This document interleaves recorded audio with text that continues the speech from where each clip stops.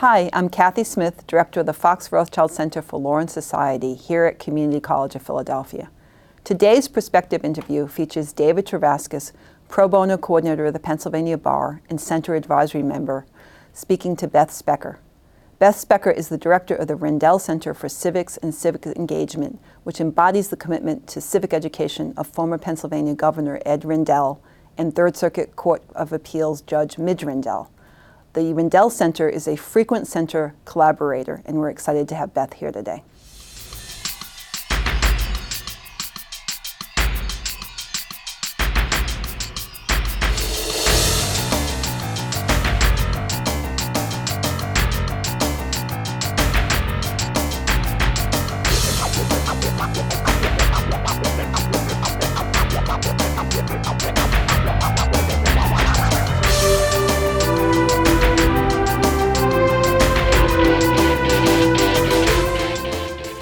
Hello and welcome to the Fox Rothschild Center for Law and Society's Perspective Series on CCP TV, the educational channel of the Community College of Philadelphia. I'm David Travaskis, an adjunct professor here in the Paralegal Studies curriculum at the college. Today my guest is Beth Specker, the Executive Director of the Rendell Center for Civics and Civics Engagement. Welcome, Beth, to the program. Welcome. I'm delighted to be here. Thanks for having me. Well, now let's start right off. The Rendell Center, we're talking about Governor Rendell and Judge Rendell, right? Absolutely. And what is this center? The Rendell Center for Citizenship and Civic Engagement. It was started by the Rendells, both Judge Rendell and Governor Rendell. It's actually a continuation of some of the work that Judge Rendell did when she was First Lady of Pennsylvania. When she was First Lady of Pennsylvania, she had as her initiative as First Lady civics education. She, like so many other members of the judiciary, particularly Justice O'Connor, are very interested in restoring the civic mission of the schools, ensuring that the next generation has the understanding and knowledge of what it means to be a citizen, has understanding of their rights and responsibilities. And so, as her platform as First Lady, she chose civics education, restoring the civic mission of the schools in Pennsylvania. And she formed a coalition called PennCourt, which stood for the Pennsylvania Coalition for Representative Democracy, and it was made up of a partnership of the Office of the First Lady of Pennsylvania, the National Constitution Center, the Pennsylvania Bar Association, as well as the Pennsylvania Department of Education. And we spent the years during the Rendell administration examining what teachers and what schools need to answer that question on how we restore the civic mission of the schools. And the Rendell administration ended, but there was a strong there had developed over the 8 years a strong following for this PennCourt organization and a strong desire from teachers, parents, the partners to continue it. And Judge Rendell, it is really her passion in life, the belief that our citizens really have to understand what their role is as a citizen. They have to have the knowledge, skills, and dispositions of effective citizens. And I was actually the chief of staff, and we can talk a little bit about that, for Judge Rendell.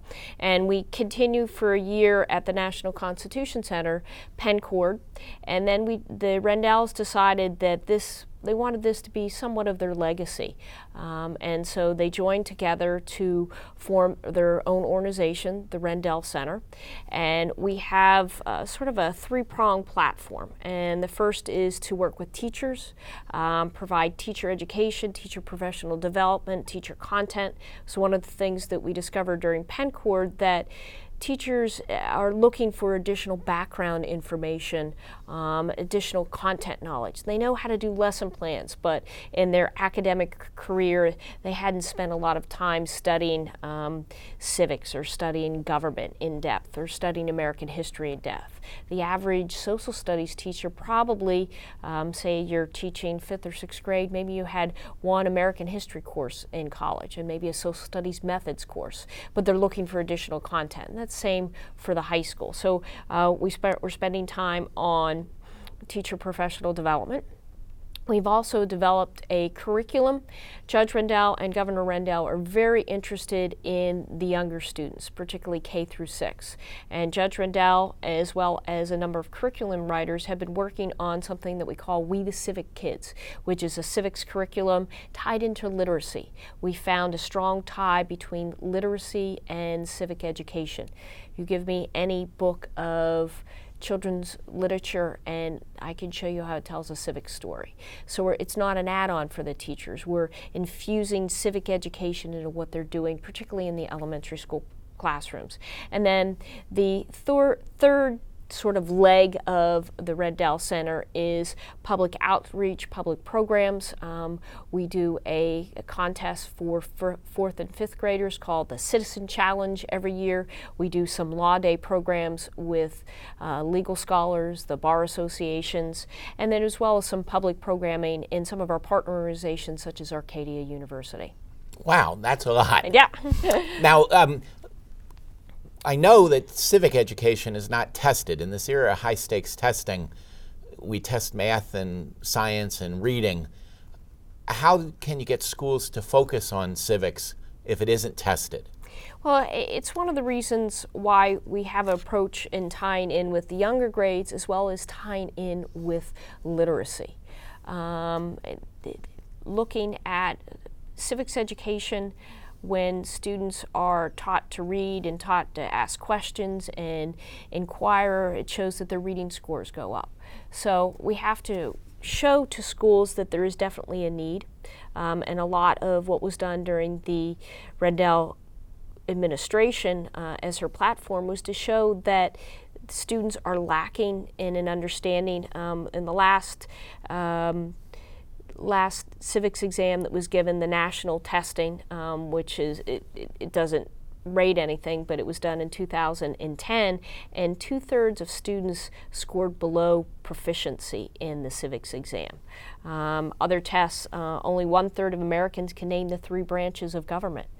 Also, over 1/3 thought that it's the intent of the Founding Fathers to have each branch hold a lot of power, but the President has the final say. And we know that that's not right. It's equal balance of powers. Yeah, I think President Obama knows that's not right right now. But it is really the first thing that we needed to do was plead a case for the importance of having a knowledgeable citizenry, but also tying into reading to show that we can cover the civic topics. We can go back to the basic mission of our schools. If you go back to George Washington in his inaugural address, he talked about an informed and active citizenry, and it was the schools that were to do that. So we have to show the strong correlation between reading skills, the strong correlation between active citizenry that we want in the next generation, and that sort of pushes, but it's a hard sell. I will say that in Pennsylvania, although I think it's still in existence, but there was talk of when the Keystone exams came through that civics was one of the Keystone exams. So there has been a lot of talk about testing it, but we're really looking for sort of grassroots approach. This is important. That is important, and both Judge Rendell and Governor Rendell has spent their life in public service, and they understand the need for a knowledgeable citizenry. So we've been trying to do a mix of not looking, because you don't want people just to be able to pass a test. You want them to be able to think and be active.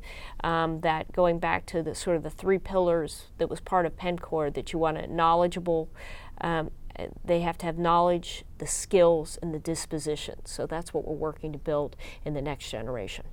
Well, in our audience here in Philadelphia, obviously is very, very concerned about the schools. How does this Rendell Center help our local schools? Well, we're actually doing a lot of work within the Philadelphia schools on a number of fronts. And one of the things that both Judge Rendell and Governor Rendell are very passionate about, as with their national partner, Sandra Day O'Connor, that the materials we bring into the schools are free.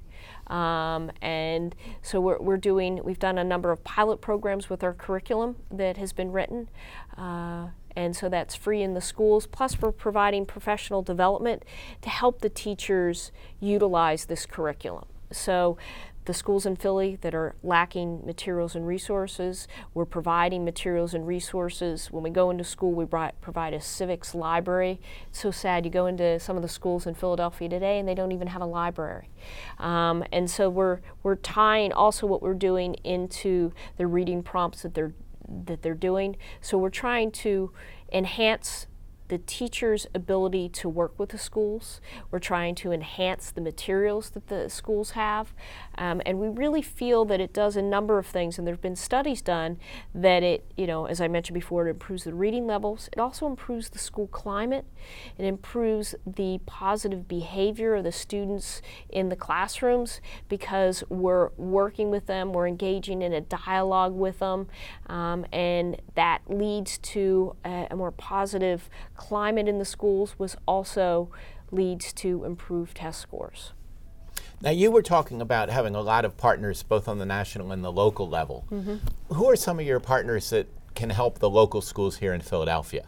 Well, we have a very strong partnership with the Philadelphia Bar Association and have for a number of years. When the Judge Rendell first started her initiative as First Lady, she issued a challenge to the legal community to help work in the schools, provide extra resources in the schools. And a number of bar associations, particularly the Philadelphia Bar Association, took that challenge to heart. And we have for almost 10 years now have had teams of judges and lawyers going into the classrooms once a month teaching a civics lesson, either at the 5th grade level or at the high school level. We're in about 22 different high schools in Philadelphia. It has a number of benefits for the lessons, of course, that are civics that are covered, but also for the students to see that outside people believe in them. They develop close rapport with those once-a-month visits. It also helps students that are exposed probably in a negative way to the legal field, see some positive and develop a close rapport, sort of a mentoring type program. So the Philadelphia Bar has taken the challenge. The Pennsylvania Bar Association has done that. Other locations across the Commonwealth of Pennsylvania for us. We're working with a number of universities who are helping to develop professional development. We work very closely with the Constitution Center. The Constitution Center is a strong partner in the Rendell Center. They help with the Citizenship Challenge.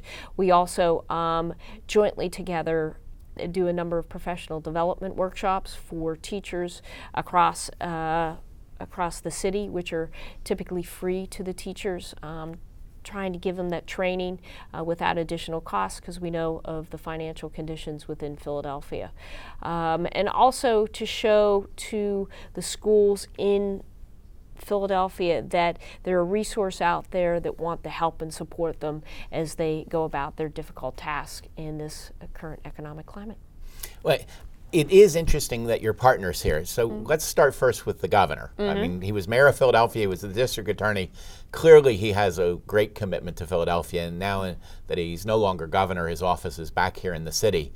But does Ed actually come to any of these events? Oh, absolutely. He's a strong curriculum advisor, always willing. He has a wonderful touch and ability with students. And he talks a lot. Our Citizenship Challenge that we do is modeled after something that he did when he was mayor of Philadelphia, where he actually went into a classroom and he was just amazed at the students. They were building their own city and somebody was a mayor and they had the council, and he thought the students learned so much from those interactive experiential activities that has become a core part of what the Rendell Center is about. And the governor is a very strong education background, and he's always taught a course at the University of Pennsylvania, but he really feels that, as does the judge, and he's very supportive with her in this activity, that we have to hit the youngest, and since they're both grandparents now, they have a even stronger interest, and he really sees this as a way to give back but also help develop the next generation. As holding public offices that he did in Pennsylvania, he realizes the gaps in our active, engaged citizenry. And he really realizes that we've got to stick with the next generation so we can build those future statesmen. If you look what started here in Philadelphia with our founding fathers, we should be able to create a wonderful next generation to help solve some of our society's problems.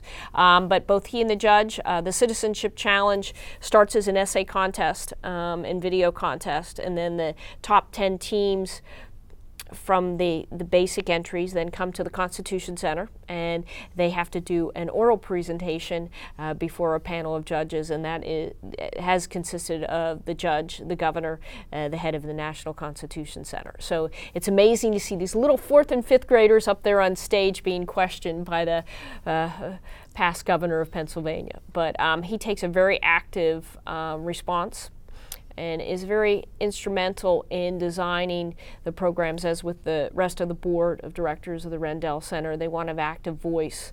They're looking to develop active voice in our students, but they want to have an active voice in what they're doing.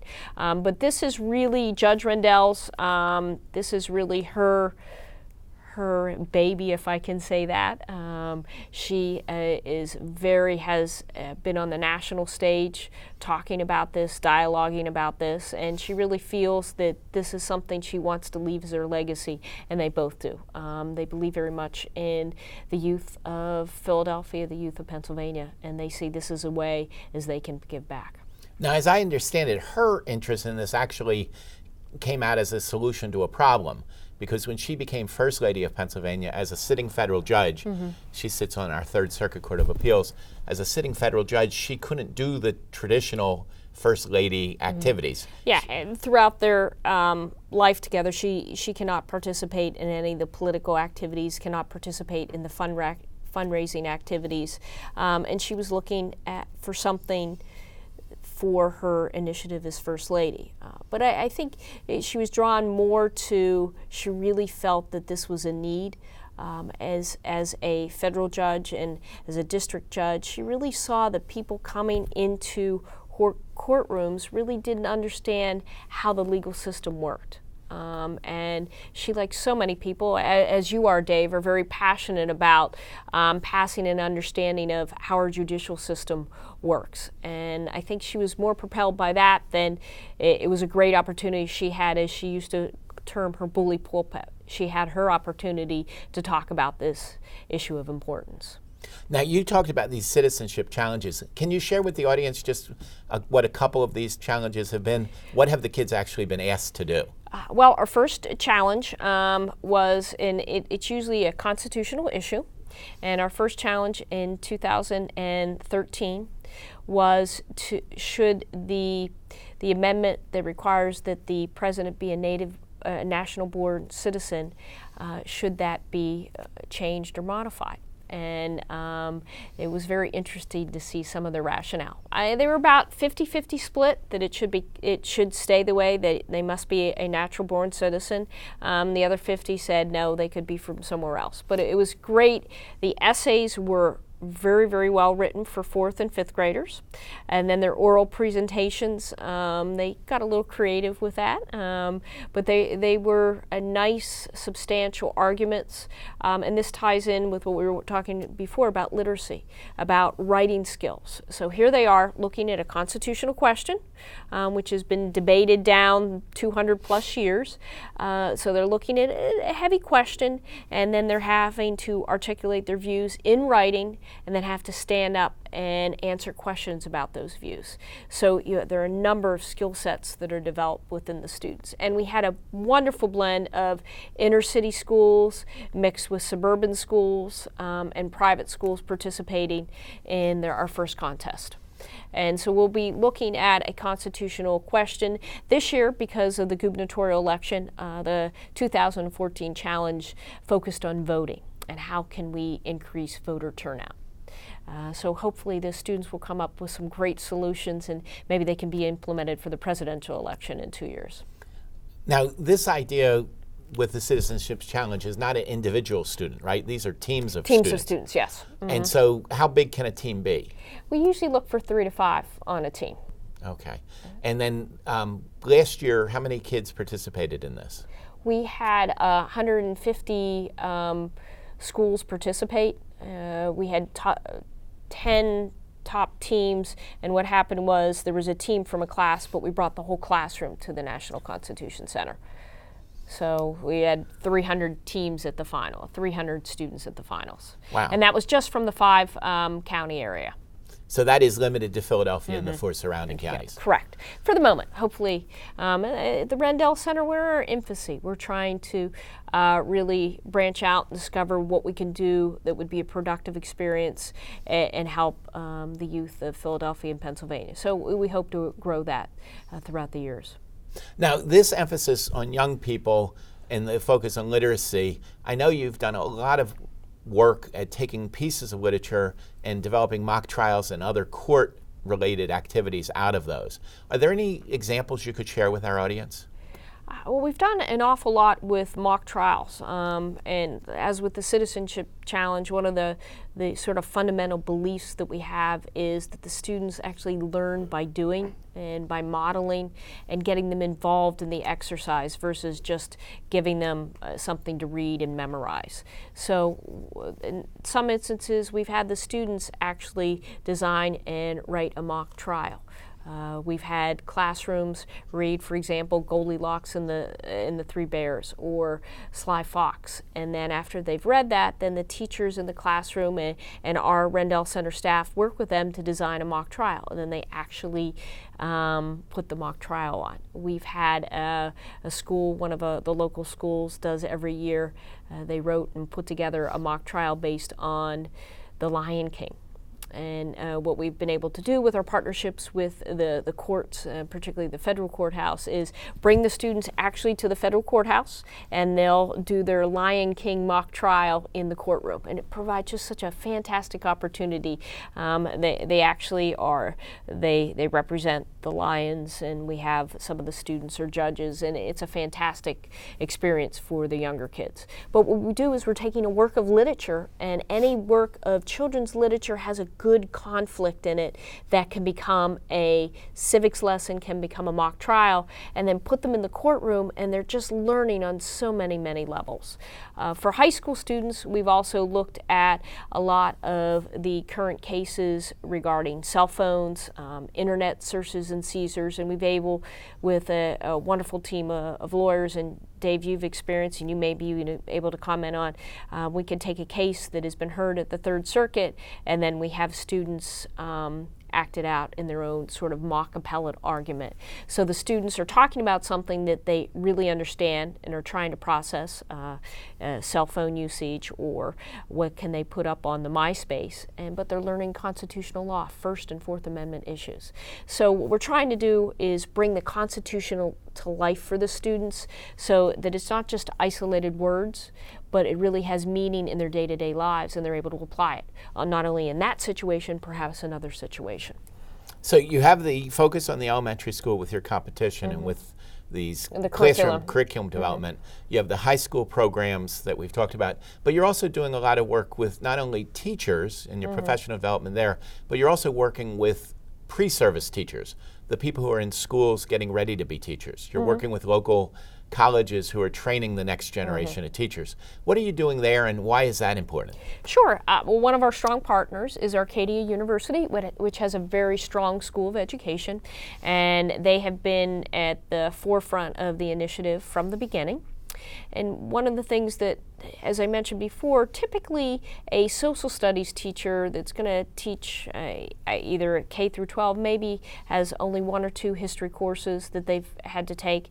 They've only really had 1 social studies methods course, how to teach that. So teachers, early on in Penn Court, if I go back in time a little bit, we did a survey of teachers across the Commonwealth and asked them, these are social studies, what did they need? And many of them said that they needed to understand constitutional law deeper. They needed to understand how to engage students in discussions around current issues. They felt they really weren't prepared in their college experience.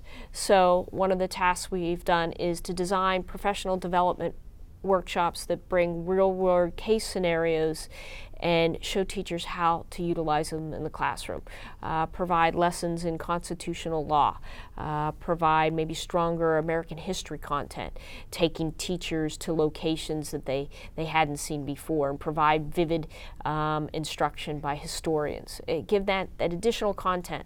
They can take the content and then put them into the lesson plan to use them with their students, but they just need those extra resources. So we've done a lot of teacher professional development training, giving them the opportunity to meet one-on-one with Judge Rendell or another federal judge or a local judge and talk about the issues and get that strong background knowledge so they can go back and help their students understand the issues. And we found that very, very powerful, to have a team of judges or a team of lawyers run a professional development, not just a college professor, but somebody that is living the law and can really explain and understand it for the teachers. And we're doing a lot of those workshops in conjunction with the National Constitution Center, Arcadia University, and we also feel that it's a nice blend to have in any of those workshops a seasoned teacher of 20 to 30 years combined perhaps with someone who is a junior or a senior in college and is going to go out into the world, because they can share different experiences. And the younger students, the college students, are thirsting for what are the resources I can have, and they love to see our We the Civic Kids material. They love to see Sandra Day O'Connor. She has a website called iCivics, which is interactive game-based technology, and the younger students, the younger teachers or pre-service teachers understand that, and they're able to help the older ones. Just that blending and sharing of ideas is very exciting. Now, is there any part of the Rendell Center that reaches out to a regular audience, to the parents, to the people who are the audience that might be watching this show today? Oh, absolutely. And one of the strong things that both the governor and the judge believe in is that, civics understanding and understanding of our history and our heritage needs to start at home. Judge Rendell always talks about, you as a parent are the first person that can teach about voting, can teach about rights and responsibilities. We're doing a lot of public symposiums. We're looking for active participation in the Civics Challenge, and one of the things, by partnering with the National Constitution Center, partnering with local universities, we're looking to maybe have some community dialogues on the issues. Bring expert speakers that somebody might hear in Philadelphia if you attend a session in the National Constitution Center, but let's bring them out to the suburban communities or a local community and engage in a dialogue. Both the judge and the governor have committed to bringing in speakers and platforms so the local community can dialogue on the issues. And they have actually done that for the community college. During our Law Week program that we run each February. Both the judge and the governor have been participants, and this has been an outgrowth of their work with the Rendell Center. So we're very appreciative, obviously, at the community college. How does somebody get in touch with you if they wanted to get their child's school involved in this, or if they were just interested to see what activities are up there that are being done by the Rendell Center? Well, we have a website, and you could just Google Arcadia.Rendell Center, or just Google the Rendell Center. We have a very active live website, talks about the programs, any upcoming programs that we might be hosting, gives some background. There's some videos by the judge talking about her passion, talking about why civics education is important. I would also encourage people to go visit our partner, the National Constitution Center, their website, and see some of their activities, some of the free open house days that a teacher can go to the Constitution Center or as a parent, and the various activities over the weekends that can begin the dialogue process. So it's the Google the National Constitution Center or the Rendell Center. Fantastic. Well, this is really exciting, and it's amazing to think about all these different ways that you're working through the Rendell Center to bring civics alive. That's about the end of our time, though, for today, and I do want to thank you for being here. I want to thank my guest, Beth Specker, for joining me today. And I want to thank everyone watching for tuning in. You've been watching the Fox Rothschild Center for Law and Society's Perspective series on CCP TV, the educational channel of the Community College of Philadelphia. I'm David Travaskis, Adjunct Professor of Paralegal Studies, and we will see you next time on CCP TV.